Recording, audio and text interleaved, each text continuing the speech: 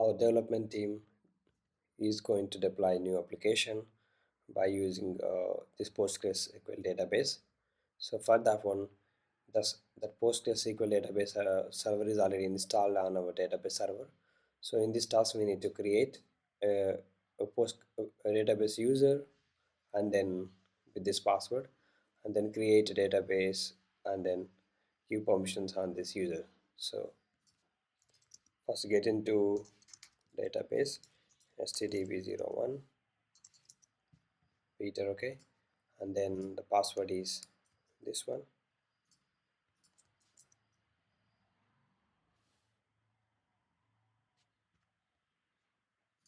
Let's copy it again.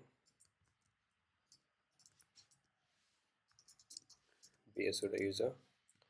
So if you look cat etc passwd, you can see a postgres user. This is system user, so basically uh, we can use this user to connect to postgres command line interface. So for that one, just use sudo space -u. So username is postgres, which I've just seen, and then open postgres shell. So now inside the postgres shell, now we need to create a user, and then database and password. So the command is create user. Username is KodeKloud_rin, and say with password. So I'm just gonna copy it. So it's better if you put them in quotes, and just end this line with a semicolon. So we created a Postgres user. Now create database. Create database.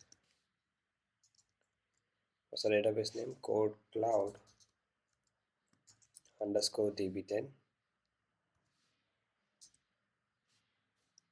Oh, it's a typo. Create database. Okay. Now we need to give permissions on the database to that above user. Grant all